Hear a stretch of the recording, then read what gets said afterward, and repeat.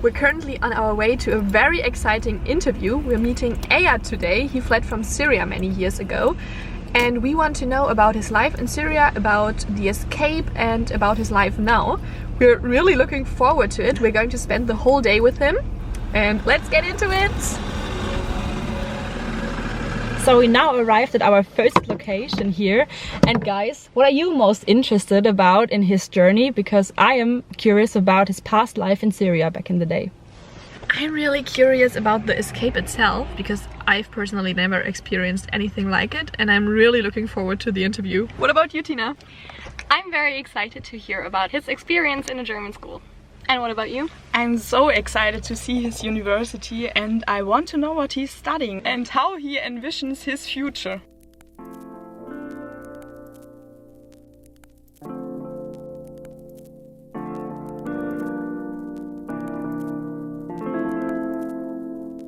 So paint us a picture. How was your life before the escape? I had a quiet childhood. I lived with my parents. I go to school. But I had also this advantage of being born in the capital city of Syria, Damascus, because you can see the difference between culture or on a financial level. For that, I had like an advantage.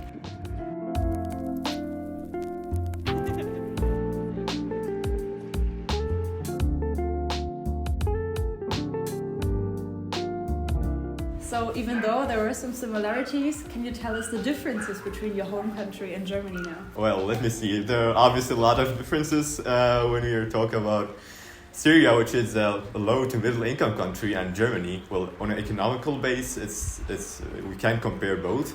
But there are obvious, apart from that, the big cross-culture differences. The way of greeting somebody. Arabic people tend to handshake always, to the typical kiss on cheeks. Yes. On a culture base also, maybe the concept of time in general. It is totally fine when you're late like 15 or 20 minutes when you eat into an appointment, so it's not irresponsible or disrespectful, which is not the case in Germany, of course. There are also a lot of differences when you compare transportation, traffic, infrastructure in general in Syria. So for example, people tend to use taxis, minibuses. Here is the train very common. I don't remember using the train in Syria. I think there's no railway station.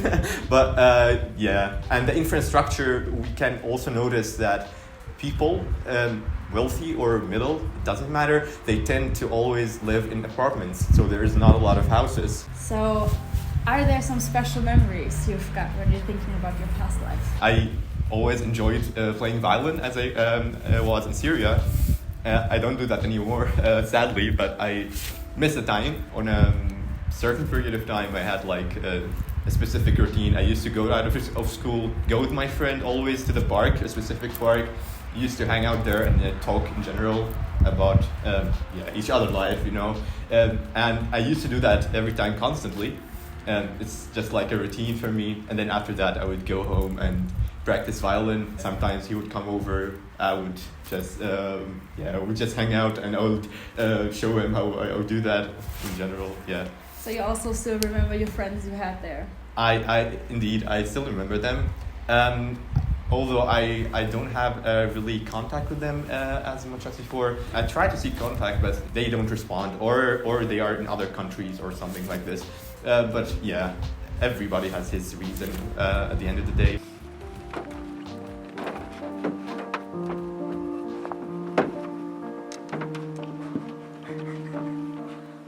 Okay, so let's start with the first question about the escape. Why did you have to leave your home country in the first place? So that's always the most interesting question, I would say, that you can ask me. First, it will come the typical answer, of course. Yeah, it's the Syrian war. But for me, it wasn't really the main reason. Everybody just adapted to that after 2 years of wars. So you can just consider it as if it was like a car accident. If you are unlucky, then you will, just die when you go out of your home.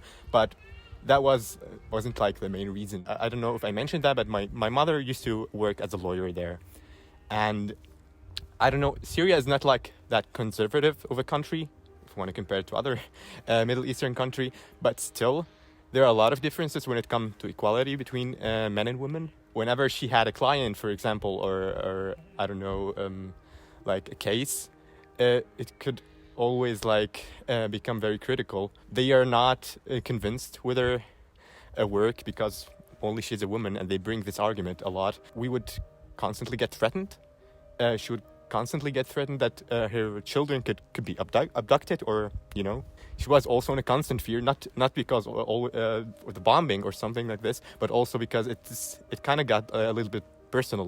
Me and my sister, we didn't really know that. She wouldn't tell us that, but of course it all happens behind the scenes.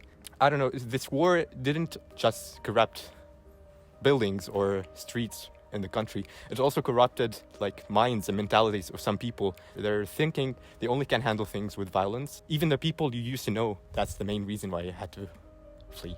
So the escape wasn't very sudden then? Did you have time to It was plan actually, it? for me at least, I think I knew a day before that we were leaving country. Oh yeah, yes, Mom, we're going now to Germany, told me my mom. And then it happened. I was actually preparing for my exams always in this period, so it was all of a sudden for me.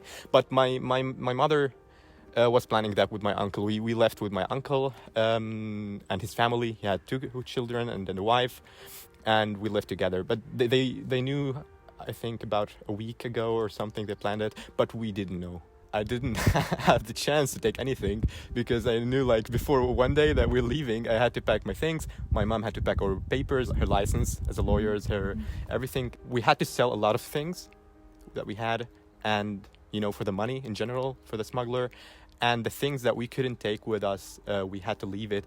At that time, my uncle was still living there, and my aunt, and so we the things that we couldn't take with us, we left it just with my uncle or aunt. And at the moment there's actually nobody who I know that still lives in Syria. They're all scattered, some in Lebanon, some in Germany. We went first to Lebanon and then from there to Turkey, and from there the typical Mediterranean Sea, and they talked with a smuggler before, and then we went on a night. I think it was 10 o'clock or something in the night. We were in some kind of truck with a bunch of people there. I was concerned at first because there's a lot of people, and I was concerned that we'd get suffocated at some point because it's not enough oxygen, And after that, we arrived at the shore. It was pretty dark, and you have some kind of expectation. You're going to the shore, you're going by sea, you're going with a boat, but when you arrive there, when you see the dark space, the dark sea, when you hear the waves, it's something else. I never experienced that before or afterwards. Everybody, I think, not only me, knew that this could be your last day on Earth, but still, you don't have any choice anymore. We spent all of our money on this. In our case, it was a little bit critical also at the end, because the engine got burned at some point. But we were in the Greece part, so we landed on some kind of a boulder in the sea. It's some kind of deserted island. And we didn't drown, but we were quite, wet from the water and something. And we spent the whole night there until 6 a.m. Yeah, it wasn't that pleasant of an experience because I remember, everybody just gave up hope at this point. The Greece police were there, but they just left us there in the island, and they took the burnt boat to the other side. We were left there on the island, for 6 hours. It was cool. It was December, the end of the December, so it was pretty cold.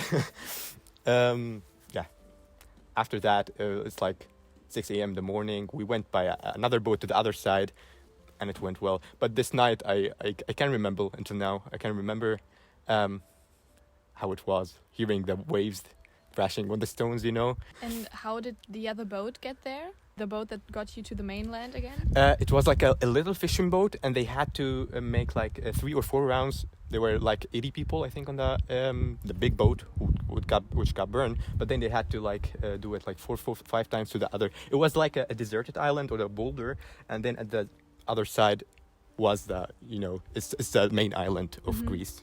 Let's say that. And we had to cross this distance, and nobody came to help until morning. So we had to spend the whole night there. Even though people knew you were there. there. Yeah, they knew. Yeah. That's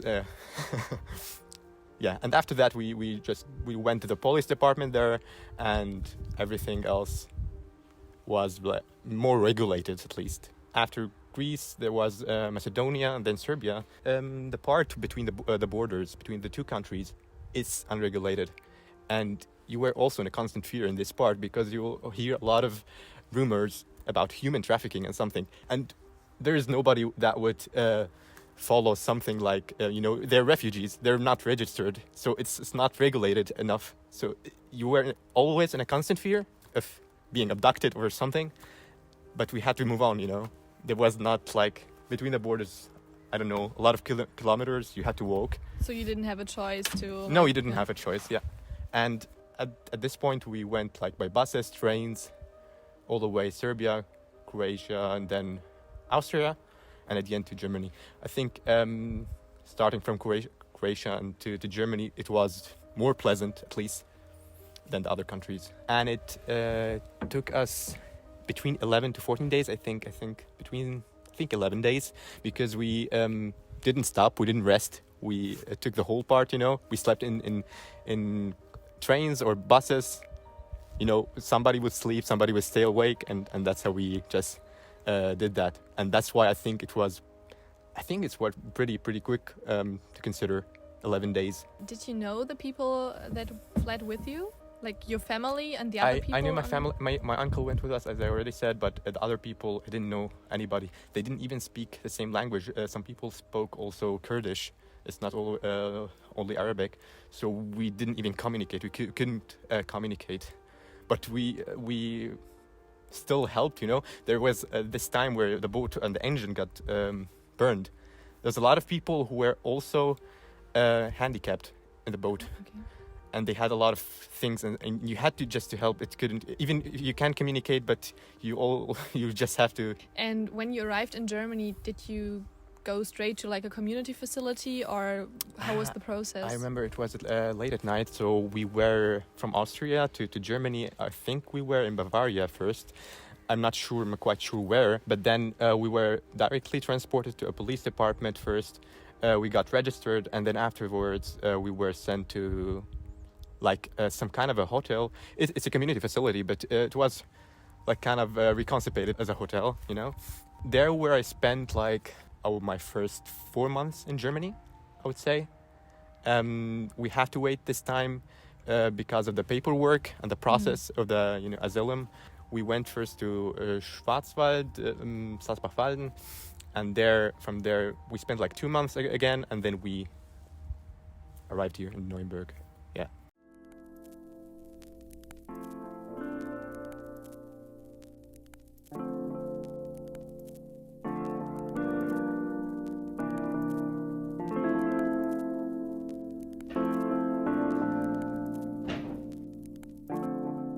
So, Eyad, how is it to come back to your old school? Well, I feel like some kind of nostalgia, even the smelling. Yeah. In these rooms, it really awakes a lot of memories. I spent a lot of time here, and it was the first step, in Germany. It was a school here. I knew a little bit of English from school, of course. Arabic is my mother tongue. When I arrived to school, I didn't know any German. Sometimes we had to talk a little bit in German, a little bit in English, and mix in both, or with hands and with gestures, At least that was the first 2 months or 3 months, and then I got a little bit adapted. But still, it took me I would say 1 year in school here until I could understand the whole topic or conversation that goes on. I wanted some distraction because of what happened before, and about the whole road. I tried to distance myself a lot and just focus on learning the language just for the sake of learning the language, not for communicating. I just felt a little bit nostalgia to the time where I had friends in school and I used to talk to them. I saw all the people talking and laughing, about, I don't know, that's the question. I didn't know what they were laughing or talking about, but they were having fun. And I just remembered that the time where it was all simple, where I used to talk with others, or friends in my school. And that just motivated me, I think. you need double effort because you have now that language barrier and also new culture, new people. You can't really approach people because you have this fear that maybe because of this cross-culture differences, you could maybe offend people. I think that was the case from both sides, even when other people looked at me. I can remember they looked like it wasn't kind of fear looks or something like this. It was they're trying to explore, you know. It's like a new species or something. I noticed that the same with me. They were trying to approach me, but at the same time, people just didn't want to offend me, I think. Like, was there a specific point where you, I'm going to quote you, didn't feel like another species anymore? Was it like when you could speak German a bit more? Or certainly, yeah. And it's like, I'm not quite sure, but it was like 11th grade, I think, or something like this. At that time, I remember I managed to understand at least everything when it comes to classes and something like this. I was not really open, you know. It's like I can understand, but I can't express myself enough, you know. And that's why, and I'm the kind of person who tries to, I don't know, to make everything perfect, you know. So I didn't want to make mistakes, and that was my mistake, because when you learn a new language, you just have to use it. That's the secret. That's how it's all about. And I didn't really use it enough, or I didn't speak. From that time, I remember the whole thing just changed, because I had a lot of friends. We did other activities. We did something together. We learned together. So, you know, when you live in the same place with certain people for a period of time, when you do the same things and learn the same topics, it gets easier, because, you know, you just notice that you're actually the same, you know. It's not like I'm a freak or something. It didn't really matter for me if somebody just make fun of certain things or ridiculed me.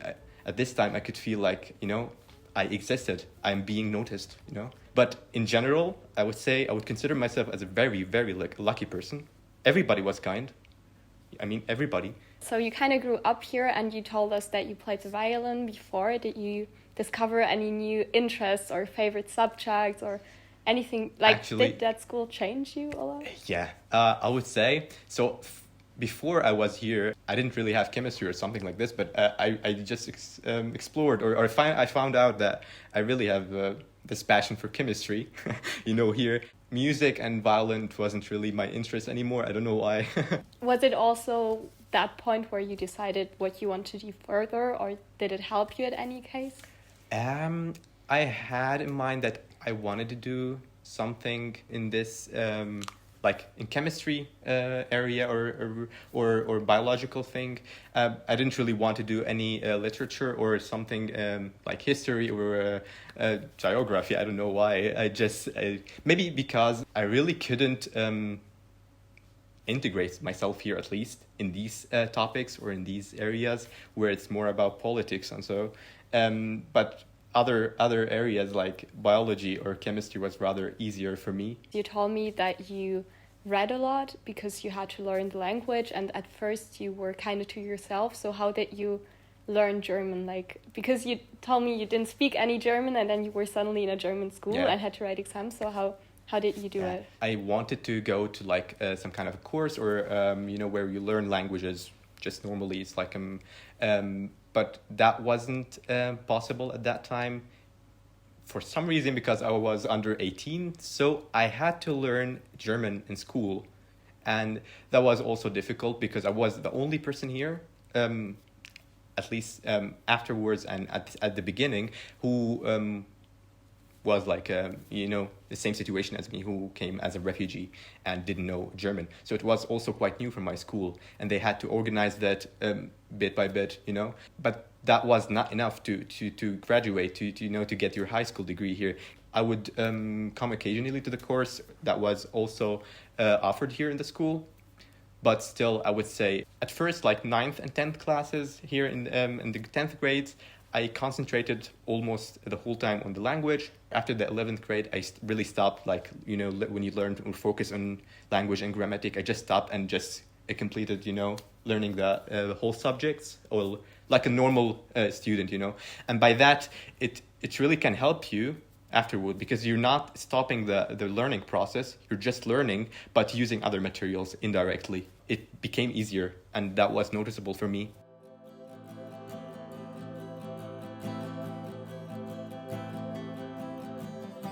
So now we're in Mannheim at your university. Can you tell us, what do you study? So I'm currently studying medical engineering here in Mannheim. I am in my third semester now. Yeah, generally it was not a normal start because of Corona and the pandemic, you know. But the third semester, at least now, we are getting, I think it's getting back to normality. And where do you see yourself professionally? I think everybody has this thought that he wants to be, at some point, at least independable, you know, and me too. But I think for a start, like a good medical company in which I can do something I really liked or I enjoy doing during my study sessions here in the university would be quite okay for me as a start for now. Now something about your future. How do you envision your future? My future in general? Yes. I'm not quite sure, but I think nothing crazy. Nothing. I'm just planning on, you know, having a good job that gets paid well, living a normal life, you know, maybe renting an apartment. Could you imagine going back to your home country at some point? I find it really hard to reintegrate, especially after everything that happened. I already mentioned the reason why I left in the first place. Just because of this reason, I really don't imagine myself going back at this moment. Maybe that could change, I don't know, but at least that's what it is right now. Can you tell us what's your biggest dream? After everything that I experienced, maybe I just have like a wish that maybe people could be more encouraged to, you know, approach each other, not only, you know, refugees or people with other cultures, but I think it's a problem also with people in the same country, you know. Maybe they're lonely or they're suffering. Nobody should experience this feeling. It happens, but never say it's okay to be lonely. Yeah, thank you very much for your honesty. Oh, not at all. It was really a pleasure to do this and share this with you guys.